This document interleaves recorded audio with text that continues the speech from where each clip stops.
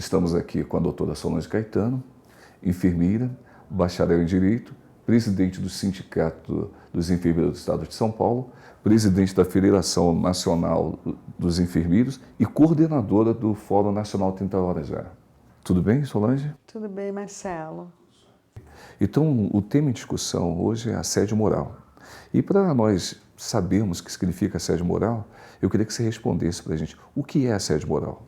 Bom, primeiramente, queria cumprimentar os profissionais de enfermagem que estão nos assistindo, dizer que falar de assédio moral é sempre uma honra para mim, porque é um tema que eu sou estudiosa e que hoje é um dos principais fatores que vem acarretando os profissionais de enfermagem, o adoecimento dos profissionais de enfermagem.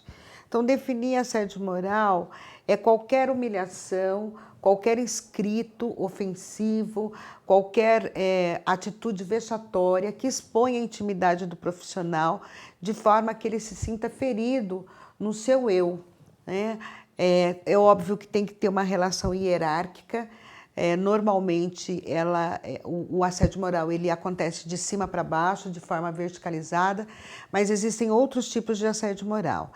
E, por incrível que pareça, Marcelo, os profissionais que passam por essa situação, que são vítimas de assédio moral, eles se sentem tão ofendidos na sua intimidade que muitos se afastam por adoecimento e acabam não retornando nunca mais para o local de trabalho.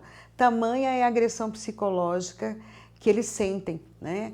Então, e hoje está sendo muito comum essa prática de assédio moral por profissionais de enfermagem contra outros profissionais e também dos gestores, diretores para com os enfermeiros, e muitas vezes o enfermeiro acaba repercutindo dele para com a equipe de enfermagem. Perfeito. Entendendo o que é assédio moral, quais são os tipos de assédio que existem? Então, nós temos o assédio moral vertical, né? Que é vertical descendente, que está ligado ao nível hierárquico, que normalmente é do chefe para com subordinados, do chefe para com a equipe, pode ser uma única pessoa escolhida pelo assediador, ou pode ser a equipe toda, e aí a gente chama de assédio moral coletivo. O assédio moral pode acontecer também de forma horizontal, ou seja, entre os colegas de profissão, no mesmo nível hierárquico. E aí tem muito a ver com a questão de querer se destacar perante a equipe, né? Principalmente quando se almeja uma promoção, um cargo superior, a competição que é muito acirrada hoje nas empresas, porque inclusive é a forma moderna de gestão que veio com o neoliberalismo, faz com que esse individualismo e essa competitividade entre os profissionais acabem se tornando assédio moral de forma horizontal.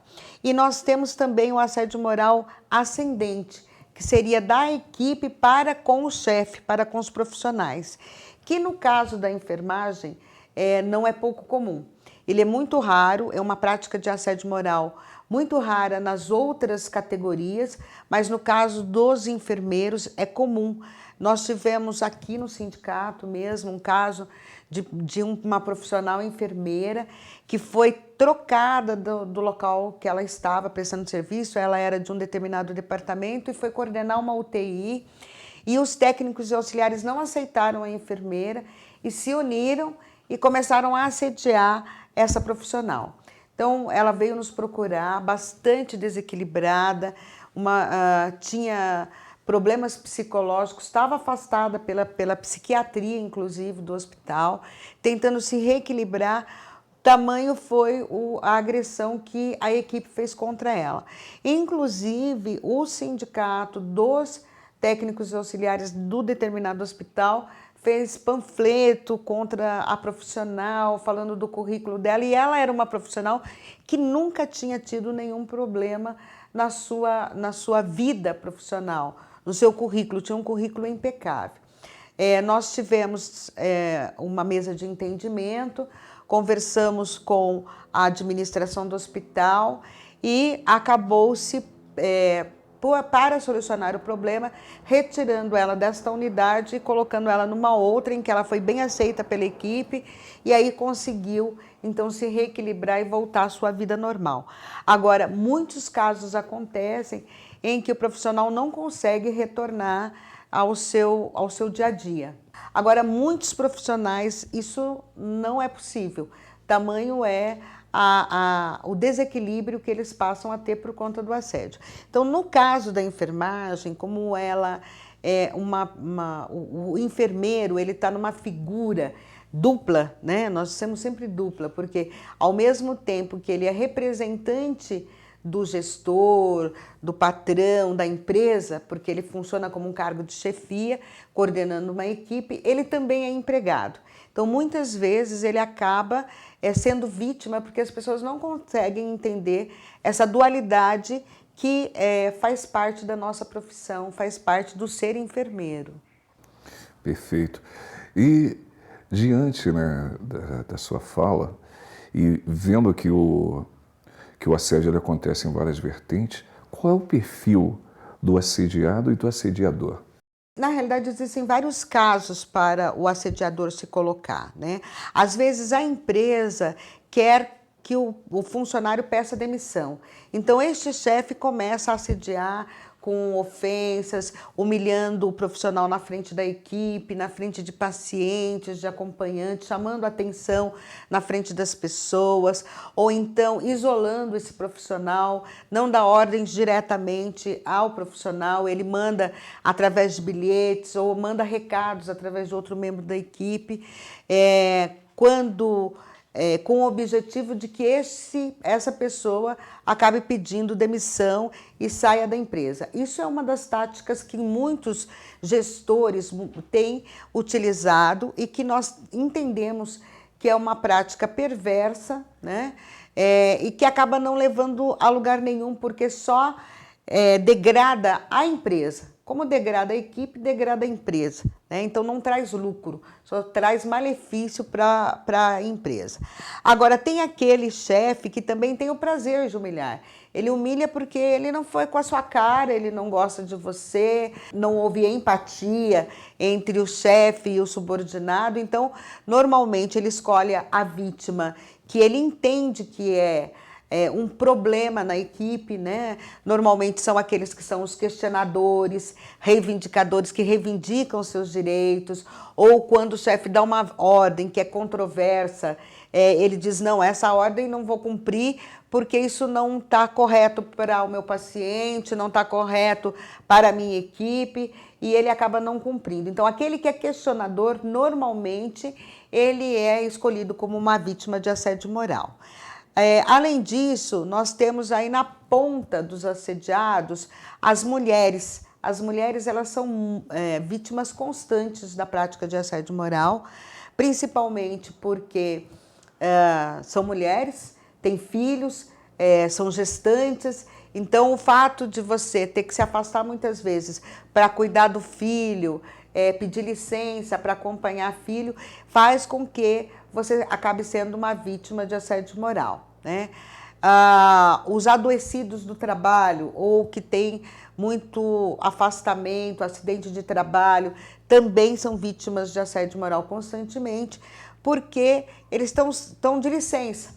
Então, passa-se para a equipe, inclusive, que ele é o grande culpado da equipe não funcionar bem. O assediador, ele passa isso para a equipe. E, às vezes, o assediado, ele acaba se isolando porque ele não se sente mais membro da equipe, porque a própria equipe fala, olha, você é o culpado de eu estar sobrecarregando, eu estou sobrecarregado, eu estou trabalhando no seu lugar. Quando, na realidade, quem deveria pensar em ter alguém para cumprir a escala, caso alguém saia de licença ou fique adoecido, é o empregador. Então, este chefe, que é o assediador, passa para o assediado a responsabilidade. Ele é o culpado, ele é o responsável, inclusive, por adoecer. O empregador, ele tem um poder de direção, né? Correto. Como é que eu posso diferenciar, nós podemos diferenciar esse poder dele de estar dirigindo, né, está exigindo determinado cumprimento de determinadas normas, com propriamente assédio moral. O poder dele de dirigir, de cobrar determinada conduta, né, dentro da empresa, e o que ele pode estar fugindo disso que eu posso considerar que ele está cometendo assédio moral. Na realidade, é bastante complicado essa diferenciação de poder diretivo e assédio moral, né? Há uma linha muito tênue entre uma coisa e outra. O dono da empresa, o gestor, aquele que tem o controle, tem o poder de dirigir a empresa da forma como ele acha melhor para que alcance a sua finalidade, né? Que além de gerar lucro, também tem a finalidade social. Porém, o que dá limites a este empregador é exatamente a lei. Ele não pode ultrapassar aquilo que está limitado pela legislação, seja ela trabalhista, se for um gestor público, pelo Estatuto do Servidor Público. A lei diz exatamente para ele até onde ele pode ir, né? Por exemplo, o contrato de trabalho é uma das coisas que, apesar de não ser lei escrita, mas é lei entre as partes. Então, o que está no meu contrato de trabalho e o que está na legislação geral, eu posso cobrar. O que não está, eu não posso. Eu posso exigir, por exemplo, do profissional que ele participe de cursos, de treinamentos dentro do horário de serviço dele, mas eu não posso exigir que ele participe de treinamentos em horários em que ele deveria estar na sua casa ou em outro emprego, fora do seu horário de trabalho. Porque daí, se essa prática for constante, eu posso considerá-la como uma prática de assédio moral, né? A questão da revista, por exemplo, né, que muitas vezes acontece nos hospitais. Eu posso fazer revista na entrada e saída dos profissionais, mas eu não posso, por exemplo, fazer revista íntima. Eu não posso tomar nenhuma atitude que exponha a intimidade do nosso trabalhador, certo? Então, a lei sempre é o parâmetro para a quem dirige saber se está dentro do perfil do poder diretivo ou se está assediando moralmente. Eu não posso impedir os trabalhadores de utilizarem o banheiro, controlar as vezes que esse trabalhador vai ao banheiro. Eu não posso impedir que o trabalhador realize o seu horário de almoço se a legislação diz que ele tem 1 hora de descanso, de intervalo para refeição ou descanso. Então, eu não posso impedir que ele saia neste horário para almoçar ou para descansar fora do local de trabalho, porque senão eu vou estar, sim, assediando. Então, a gente sempre coloca bastante exemplo, que é para as pessoas terem noção do que significa o poder diretivo. Agora, eu posso cobrar horários, né? Horário de entrada, horário de saída. Eu posso cobrar uniforme, se o uso de uniforme, se estiver instituído, se eu fornecer uniforme estiver instituído no contrato de trabalho. Então, o que está no regimento interno da empresa e no contrato de trabalho, como parte do princípio que é lei entre as partes, eu posso cobrar. Advindo desse comportamento, o assediado ele pode desenvolver, né, alguma patologia. E dentro dessas patologias, o que você pode dizer assim, quais são os males que o assédio moral ele pode causar? Olha, são inúmeros os males que o assédio moral pode causar. Ele começa normalmente com uma apatia, o profissional vai se isolando, não fica mais em contato com o grupo, procura conversar o menos possível com a equipe, não se dirige ao chefe, começa a se sentir culpado pelo assédio moral, ele acha que ele é o grande culpado e procura dar mais do que ele pode, né? Trabalhar mais, se desdobrar, porque ele entende que o fato dele trabalhar mais pode resolver o problema. E isso acaba muitas vezes levando a ele a um desgaste maior, a uma sobrecarga maior, a um estresse muito maior, né? A partir daí, quanto mais assediado ele é, quanto pioram as práticas, ele vai tendo problemas de sono. Muitas vezes, ou ele quer dormir demais para não ter que ir trabalhar, para não se defrontar com o assediador, né? Não sentir o assédio moral, ou então ele tem períodos de insônia em que ele perde o sono completamente, não consegue dormir, não consegue descansar e acaba indo trabalhar como se tivesse trabalhado por horas, né? Mais cansado ainda. As doenças pré-existentes, hipertensão, diabetes, acabam se agravando e não tem sido pouco comum profissionais fazerem referência à utilização de uso de drogas lícitas e numa fase mais tardia do assédio moral, drogas ilícitas também. E nesse último período, nós tivemos aqui no sindicato vários casos de enfermeiros que nos procuraram, que já tinham tentado suicídio, né? E tivemos alguns casos pelo Brasil e aqui em São Paulo também, de profissionais que se suicidaram por conta da prática do assédio moral. Como é que a gente sabe que foi por conta disso? Porque eles, inclusive, deixaram cartas escritas dizendo que estavam se suicidando porque não aguentavam mais a ser submetido a essa prática tão cruel que é o assédio moral e que muitas vezes é praticada por colegas nossos de profissão, né?